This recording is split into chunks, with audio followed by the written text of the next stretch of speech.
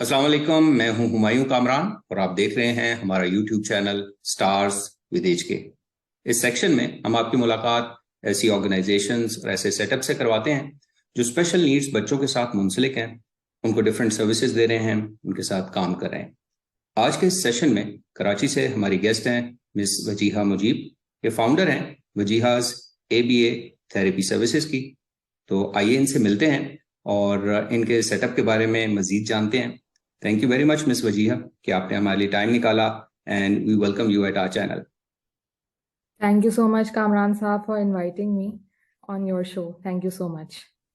Right, तो start हम करते हैं इसी से कि हम आपसे पूछना चाहेंगे कि ये वजीहाज ABA थेरेपी सर्विसेज क्या है, कब स्टार्ट हुआ और कराची में कहाँ पर मौजूद हैं आप लोग। जी सर, एक्चुअली मैंने अपनी ABA की ट्रेनिंग स्टार्ट की जब मेरे बेटे को डायग्नोसिस हुए थे ऑटिज्म के।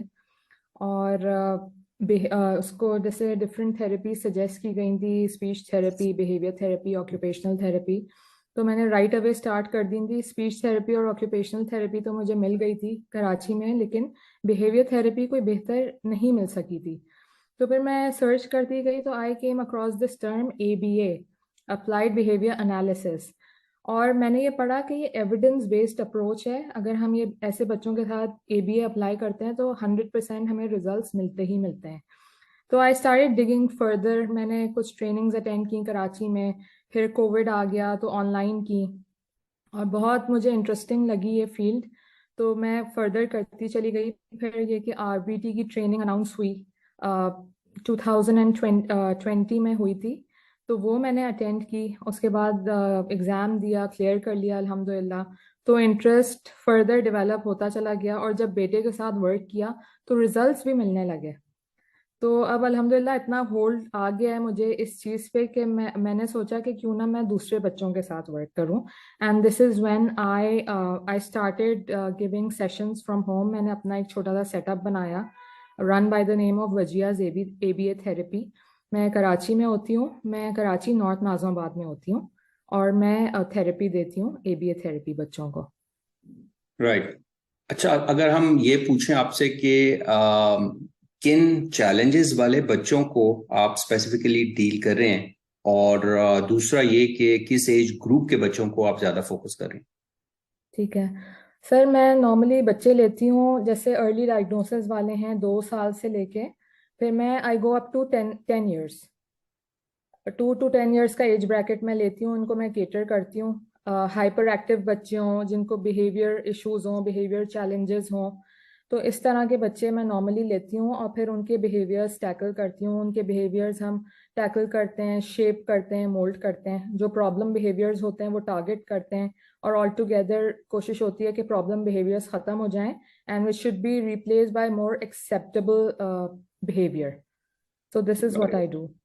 ओके, अच्छा, जब आपके पास बच्चे आते हैं तो क्या वो अपनी डायग्नोसिस साथ लेके आते हैं, और अगर कुछ बच्चे डायग्नोसिस नहीं लेके आते तो क्या आप उनकी डायग्नोसिस या असेसमेंट करते हैं या उनको कहीं और रेफर करते हैं फिर कि वो अपना प्रॉपर डायग्नोसिस ले। सर, मेरे पास ज़्यादातर जो बच्चे आते हैं वो नॉर्मली एक फॉर्मल डायग्नोसिस लेके आते हैं। कोई किसी ना किसी ने रेफ़र किया होता है मेरे पास। अगर उनकी फॉर्मल एक डायग्नोसिस नहीं होती तो एक इनफॉर्मल किस्म की होती है, जिसको मद्देनज़र रखते हुए ज़ाहिर है जब मैं उसको असेस करती हूँ, एक इनफॉर्मल सा असेसमेंट करती हूँ, तो मुझे भी आइडिया हो जाता है कि कैसे इस बच्चे के साथ वर्क करना है। नहीं तो ये कि मैं एबल्स आर का असेसमेंट करती हूँ। I am certified to conduct the ABLLS R assessment. और अगर इसके अलावा मुझे लगता है कि बच्चे को फर्दर नीड है प्रॉपर डायग्नोसिस की या साइकोलॉजिकल असेसमेंट की, तो फिर मैं इसको कहीं और रेफर कर देती हूँ अपने क्लाइंट को।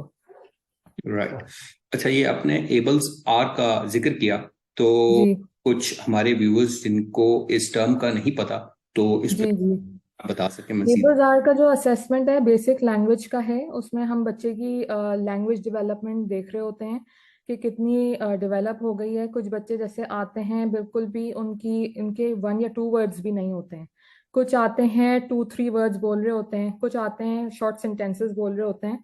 तो ये असेसमेंट किया जाता है जस्ट टू एनालाइज कि where does the student stand, और फर्दर इस पे क्या वर्क किया जाना चाहिए। A to Z की ग्रिड्स होती हैं एबल्स आर के असेसमेंट में, तो वो हम फिल करते हैं।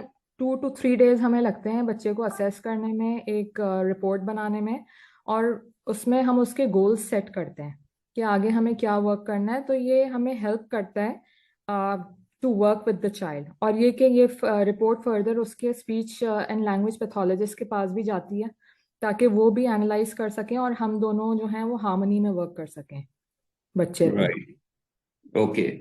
अच्छा, आपने अभी बहुत ज्यादा अरसा नहीं हुआ इस सेटअप को स्टार्ट जी किए हुए, तो जी। अभी तकरीबन आप कितने बच्चों को सर्व कर पा रही हैं?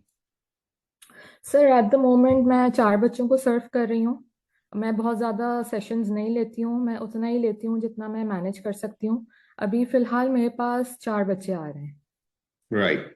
अच्छा, तो आप किस तरह काम करती हैं? ज्यादा फोकस आपका कैसे होता है, वन ऑन वन पे, ग्रुप सेशंस? मतलब थोड़ा मोड ऑफ ऑपरेशन अपना अगर थोड़ा बता सकें। सर मैं जो हूँ ज़्यादातर वन ऑन वन बेसिस पे काम कर रही हूँ। अभी फ़िलहाल तो मैं वन ऑन वन बेसिस पे ही काम कर रही हूँ, और ज़्यादातर जो बच्चे आ रहे हैं वो ज़्यादा प्रॉब्लम बिहेवियर्स के साथ आ रहे हैं, तो वो उनके बिहेवियर्स मोल्ड करने में, शेप करने में ज़ाहिर है हमें टाइम लगता है। और मेरे पास अब रिक्वायरमेंट आ रही है ग्रुप थेरेपीज की, तो मैं उस तरफ भी देख रही हूँ, लेकिन ये कि फ़िलहाल फ़िलहाल मैं अभी वन ऑन वन ही कर रही हूँ। राइट। अच्छा, ये बताइए कि जब बच्चे वैसे तो हर बच्चा डिफरेंट नीड्स के साथ होता है, लेकिन ओवरऑल अगर आपसे पूछ पाऊं कि आप किन पॉइंट्स पे ज्यादा फोकस कर रहे होते हैं ओवरऑल?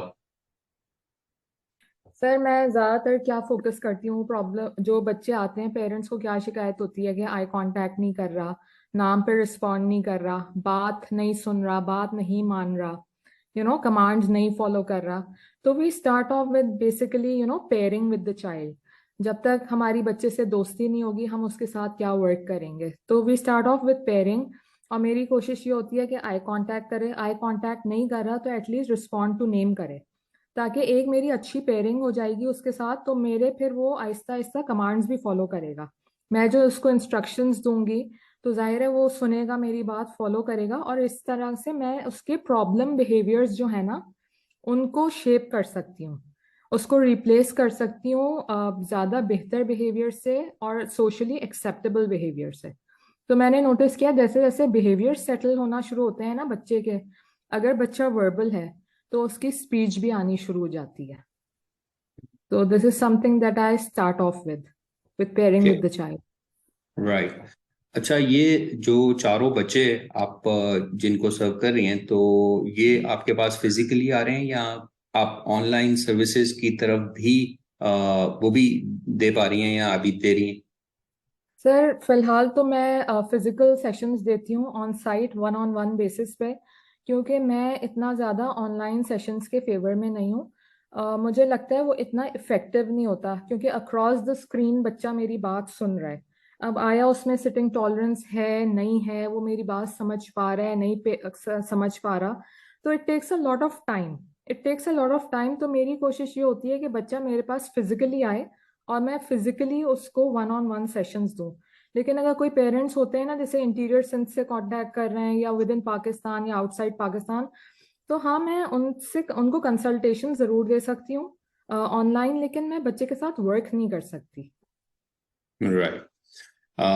लेकिन ये भी है कि चलें, पेरेंट्स को अगर थोड़ा गाइडेंस मिल सके ऑनलाइन तो वो किसी हद तक, क्योंकि हमारे पाकिस्तान जैसे मुल्क में जहाँ पे बिग सिटीज या लार्ज सिटीज सेंटर्ड सर्विसेज हैं ज़्यादा, तो किसी हद तक हेल्पफुल हो सकती हैं पेरेंट्स के लिए कि चलें कुछ काम कर सकें। अ, बिल्कुल बिल्कुल। ये बताइए कि मैं आपका प्रोफाइल देख रहा था, तो आप तो अकाउंटेंट हैं, ACCA आपका डिपार्टमेंट था तो एजुकेशन, और यहाँ पे शिफ्ट होने का रीजन आपने शुरू में इंट्रो में बताया, तो कैसा एक्सपीरियंस रहा आपका इस साइड पे आने का? और RBT के बाद अब आगे आपका क्या प्लान है? क्योंकि RBT के बाद अभी तो उन्होंने BC बोर्ड ने थोड़ा सारी दुनिया को जो है वो लिमिटेशंस आ गई हैं, तो आगे क्या इरादा? बिल्कुल। ठीक है सर, मैं जैसे ACCA क्वालिफाइड हूँ और मैं ACCA मेंबर भी थी। तो I was working as an accountant and also as an auditor. लेकिन ये कि जब मेरे बेटे का पता चला तो just like any other parent I was shaken. तो मैंने जैसे ये पढ़ना शुरू किया, इसमें मेरा इंटरेस्ट डेवलप हुआ और आहिस्ता आहिस्ता होते होते यही समझे मेरी फील्ड बन गई, मेरी लाइन ऑफ वर्क बन गई। अभी RBT है और जाहिर है BACB ने रिस्ट्रिक्शन लगा दी है 31 दिसंबर 2022 के बाद आप फर्दर अपग्रेड नहीं कर सकते हैं। तो ये कि IBAO का बोर्ड है विच इज़ देयर, और I am glad that it is there कि हमें एक अपॉर्चुनिटी दे रहा है कि अगर फ्यूचर में मुझे अपग्रेड करना हो तो मैं IBA के लिए टारगेट कर सकती हूँ, इंटरनेशनल बिहेवियर एनालिस्ट के लिए। यही मेरी कोशिश है कि ये मैं करूँ और इंशाल्लाह इस तरफ मैं वर्क भी करूँगी। And hopefully let's see that within the coming 2 and 3 years maybe I become the next IBA. इंशाल्लाह इंशाल्लाह। अच्छा, आपने जब ये अपना सेटअप स्टार्ट किया और अभी आप काम कर रही हैं, तो अगर आपसे ये पूछा जाए कि आपके सेटअप की कोई ऐसी यूनिक फीचर, कोई खुसूसियत, कोई खास प्रैक्टिस आप फॉलो करती हो, तो आप वो अगर हमारे साथ शेयर करना चाहें। सर यूनिक तो नहीं कहूँगी, लेकिन ये कि मैं बच्चे की लीड फॉलो करती हूँ।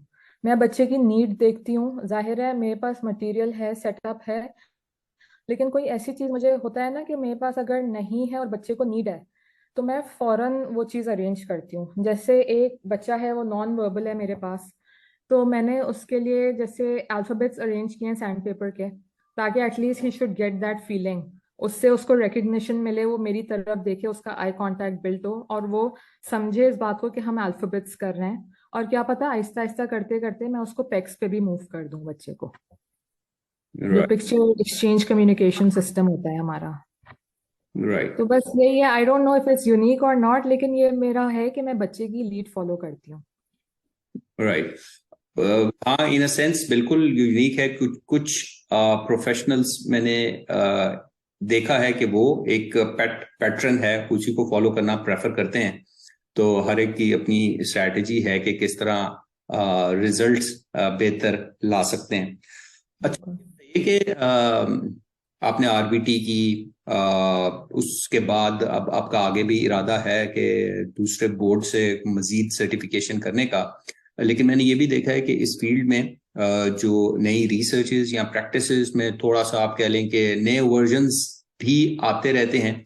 तो उस अपनी एजुकेशन को अपडेट या ट्रेनिंग को अपडेट करने के लिए, नई रिसर्चेस को फॉलो करने के लिए आप क्या कैसे काम करती हैं कि अपडेट रहें। सर CEUs ऑफर करते हैं, कंटिन्यूइंग एजुकेशनल यूनिट्स BACB वाले ऑफर करते हैं, और डिफरेंट ऑर्गेनाइजेशंस जो एसोसिएटेड हैं BACB से वो भी ऑफर करती हैं। तो मेरी कोशिश होती है कि मैं वो अटेंड करूं और अपने आप को, अपनी नॉलेज को अपडेटेड रखूं। और उसके अलावा भी ABA से हट के भी अगर मुझे कोई चीज़ लगता है कि ये मेरे काम की है, जैसे बहुत से बच्चे आते हैं सेंसरी इश्यूज के साथ, तो सेंसरी इंटीग्रेशन भी करनी पड़ती है, उसके कुछ कोर्सेज मैंने अटेंड किए हैं। और इस तरह के जनरली जो जो आते रहते हैं मुझे लगता है कि आई हैव द टाइम और ये कि मेरे काम की ये चीज़ होगी तो मैं ज़रूर वो चीज़ अटेंड करती हूँ, ताकि मैं अपडेटेड रहूँ, मेरी नॉलेज अपग्रेडेड रहे। राइट। अच्छा, ऑब्वियसली जो RBT है, बहुत से लोगों को तो ये पता ही है और बहुत से लोगों को नहीं भी पता कि RBT अंडर सुपरविजन काम करने का ही मजाज है। बिल्कुल। ये भी देखा है पाकिस्तान में कि बहुत से लोग उसको उस तरह फॉलो नहीं करते, या क्योंकि लैक ऑफ अवेयरनेस भी है, लोगों को पता भी नहीं होता, तो इस चीज का कह लें फायदा उठाया जाता है, या इस चीज को हाईलाइट नहीं किया जाता, बताया नहीं जाता। तो आप RBT हैं, तो आप कैसे काम करें। जैसे मैं आरबीटी हूँ, registered behaviour technician, I am working under supervision.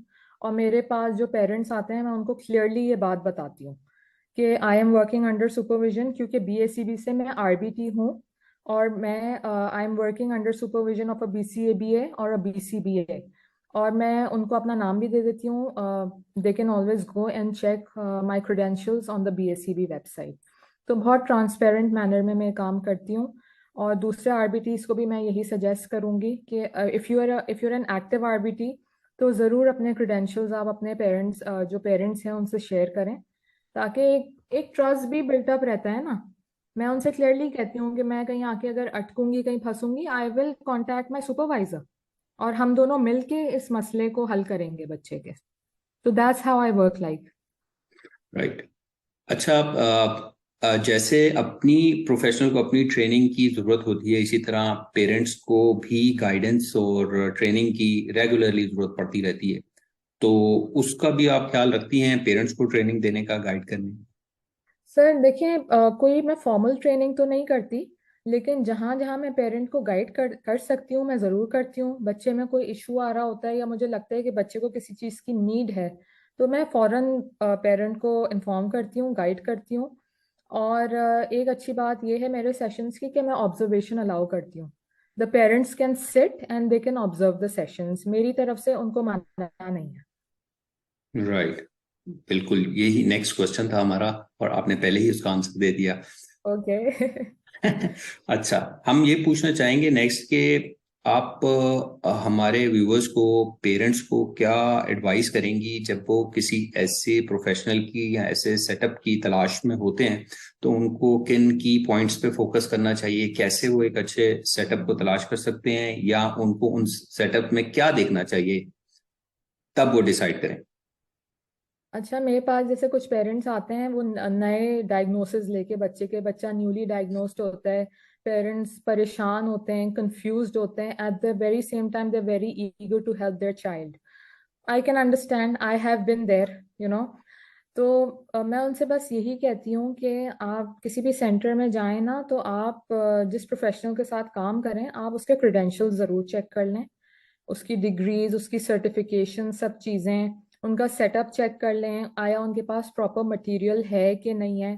जैसे स्पेशली ओटी में, ऑक्यूपेशनल थेरेपी में बच्चा जाता है, तो they need to have a proper setup. Setup के बगैर तो बच्चे के साथ काम ही नहीं हो सकता। और तीसरी चीज़ मैं ये कहती हूँ कि आप ये ज़रूर देख लें कि आपको 1 या 2 सेशंस ऑब्जर्व करने दे रहे हैं कि नहीं दे रहे हैं। क्योंकि एक आध पेरेंट्स ने मुझसे कहा कि हमें तो ऑब्जर्व ही नहीं करने दे रहे हैं, हमें तो पता ही नहीं चल रहा बच्चे के साथ काम क्या हो रहा है। तो they didn't want to go over there. तो मैं, मेरी ये प्रोफेशनल से भी रिक्वेस्ट है कि थोड़ा सा केटर करें पेरेंट्स की इस नीड को, क्योंकि जाहिर है वो इतना डेस्परेट होके आपके पास आ रहे हैं, परेशान होके। तो ट्राई टू अंडरस्टैंड। और ये अगर 1 2 सेशंस अलाउ कर देंगे तो वो भी अपने कंफर्ट जोन में जाहिर है आ जाएंगे, पेरेंट्स जो हैं। राइट। अच्छा, हम जो नेक्स्ट क्वेश्चन है हमारा, वो पेरेंट्स की रिक्वेस्ट पे होता है कि आप ये जरूर पूछें कि सेशंस के चार्जेस या फीस स्ट्रक्चर क्या है। तो अगर आप इसके बारे में हमें थोड़ा एलेबोरेट करें। सही है। मैं जैसे पर सेशन आई चार्ज 1500 रुपीज, और मैं पर सेशन ही चार्ज करती हूँ। मेरा कोई ये हिसाब किताब नहीं है कि वीकली है या मंथली है। मंथली एक आध पेरेंट ने की थी कोशिश, लेकिन फिर वही ना, मैं मैनेज ही नहीं कर पा रही थी कि अगर बच्चे ने छुट्टी कर ली, नहीं आ रहा, बीमार हो रहा है, तो वो बीइंग एन अकाउंटेंट, सारी कैलकुलेशन आगे पीछे हो गई है। तो कोशिश मेरी यही होती है कि मैं पर सेशन ही चार्ज करूँ अपना। 1500 रुपीज मेरे चार्जेस हैं। राइट। और आपके सेशन की टाइम स्पैन कितना होता है, अगर इसके बारे में भी बताइए। Sir I start of with 45 minutes, जब बच्चा मेरे पास नया नया आना शुरू होता है, और जब मेरी एक पेयरिंग हो जाती है और बच्चा भी कंफर्टेबल हो जाता है, so we go up to 1 hour, which is 60 minutes. Right. अच्छा, हमारे सोसाइटी में दूसरी सोसाइटीज की बनिस्बत थोड़ा ऐसे फ्रेजेस या ऐसे वर्ड्स यूज करना अभी भी आम है। एबनॉर्मल, नॉर्मल बच्चे हम फ्लुएंटली यूज कर लेते हैं ऐसी टर्म्स को, बिकॉज लैक ऑफ अवेयरनेस। तो आप क्या समझती हैं, अब ये जो नई terms, typically developing, non typically developing, और दूसरी ऐसी सॉफ्ट टर्म्स हैं, तो इनके यूज से फर्क भी पड़ता है लोगों पे और बच्चे पे। देखिए, इस तरह के जो टर्म्स हैं वो सुनने में ही इतने बुरे लगते हैं, और माँ बाप को तो कितना ज्यादा हर्ट करते हैं कि माजूर है, मफलूज है, पागल है। इस तरह के टर्म्स बहुत हार्श होते हैं। तो अब जैसे टर्म्स आ गए हैं, डिफरेंटली एबल्ड, फिजिकली चैलेंज्ड, या वो मुझे लगता है विच आर वे बेटर। किसी की दिल आजारी भी नहीं हो रही, और एक एक्सेप्टेंस भी आ रही है लोगों में कि हाँ देखो, this person is different, different but not less. तो मुझे लगता है कि ये अच्छी बात है कि हम में भी अवेयरनेस आ रही है, हम इस टाइप के टर्म्स यूज कर रहे हैं। वो पुरानी सोचों से हम निकल रहे हैं और एक्सेप्टेंस की तरफ हमारी सोसाइटी जा रही है। राइट। अच्छा, सोसाइटी के दो पार्ट्स हैं, एक पेरेंट्स एंड और दूसरी तरफ प्रोफेशनल्स हैं। पेरेंट्स हैं या दूसरी आम आवाम है और दूसरी तरफ प्रोफेशनल्स हैं। तो आप क्या समझती हैं कि पाकिस्तान में प्रोफेशनल्स को अभी, क्योंकि हम बहुत काम करना हमारा बाकी है, तो हमें किस चीज की कमी है या हमें किस चीज पे एज अ प्रोफेशनल फोकस करने की जरूरत है और उस पे काम करने की जरूरत है ताकि एनवायरनमेंट को और इस फील्ड को बेहतर बनाया जाए in future? That's a very tough question. I will answer it. Sir, मेरी जजमेंट के अकॉर्डिंगली और मेरे एक्सपीरियंस के अकॉर्डिंगली हम एज प्रोफेशनल्स, मैं सबकी बात करूंगी, हम लोगों में एम्पैथी की कमी है और हम में एथिक्स की कमी है। हम एथिक्स फॉलो नहीं करते कि एथिकली या मॉरली क्या सही है क्या गलत है, और हम पेरेंट्स की फीलिंग से रिलेट नहीं करना चाहते, which is wrong at so many fronts, you know. अगर आप रिलेट करेंगे और आप सेम पेज पे आके वर्क करेंगे तो मुझे लगता है आप बच्चे के साथ बेहतर वर्क कर सकते हैं। राइट। तो ये दो चीजें हैं, एक एथिक्स और एक एम्पैथी, जो मुझे लगता है कि हमारे प्रोफेशनल्स में अभी फिर भी मिसिंग है। राइट। अच्छा, बिल्कुल लास्ट में अगर मैं आपसे ये पूछ पाऊं कि अपने प्रोफेशनल्स के लिए तो एक मैसेज ही ड्रॉप किया है, और हम पेरेंट्स के लिए और आम के लिए कोई मैसेज आप ड्रॉप करना चाहें, पेरेंट्स जिनके पास अल्लाह ताला ने ऐसे बच्चे दिए हैं जो डिफरेंटली एबल्ड हैं, और आम मुआशरा जो है, उन दोनों को आप कोई मैसेज अगर देना चाहें तो please. Sir, in the and मैं पेरेंट्स को ये मैसेज देना चाहूंगी कि अगर आपके बच्चों को डायग्नोसिस मिली है किसी किसी किस्म की, देखें आप परेशान ना हो, क्योंकि बहुत से ऐसे पेरेंट्स हैं जो इसी बोट में हैं। कुछ आपसे आगे हैं सफर में, कुछ आपसे पीछे हैं, लेकिन हैं। आप उनसे कनेक्ट होंगे, हाँ, आपको हौसला मिलेगा, आपको हिम्मत मिलेगी। और मेरी दोनों पेरेंट्स से रिक्वेस्ट है, माँ और बाप दोनों से, कि प्लीज वर्क इन हार्मनी। क्योंकि देखें, ये सिर्फ बाप की जिम्मेदारी नहीं है, सिर्फ माँ की जिम्मेदारी नहीं है। वो अपनी जिम्मेदारी को समझेंगे, एक दूसरे को सपोर्ट करेंगे और बच्चे के साथ मिलके वर्क करेंगे, तो मुझे लगता है कि बच्चों के साथ बहुत बेहतर वर्क हो सकता है। तो ये मेरा पेरेंट्स को मैसेज है, और वही वाली बात कि घबराना नहीं है। सर, घबराना राइट। नहीं है, अभी बहुत सफर बाकी है, लेकिन आपको रास्ते में बहुत से ऐसे लोग मिलेंगे जो कि बहुत हेल्पफुल आपके लिए साबित होंगे। तो राइट। बस ये हिम्मत रखें, हिम्मत रखें, हिम्मत नहीं हारें। राइट। तो इसी मैसेज और मशवरे के साथ we are at the end of our interview. Miss Wajiha, आपका बहुत शुक्रिया दोबारा कि आपने टाइम निकाला, and thank you so much sir. Hopeful के इस इंफॉर्मेशन से जो आपके बारे में और आपके सेटअप के बारे में मिली है, तो वो नॉर्थ नाजमाबाद आपने बताया था शायद, तो जी जी, बिल्कुल। ये के लिए जरूर हेल्पफुल होगी उन बंदों के लिए जो ऐसी सर्विसेज तलाश कर रहे हो। So thank you very much once again. Thank you so much for having me sir, thanks a lot. And thank you everyone as well for watching. और हम इंशाल्लाह नेक्स्ट सेशन में एक नए गेस्ट के साथ आपकी खिदमत में दोबारा हाजिर होंगे। Until then, take care and अल्लाह हाफिज।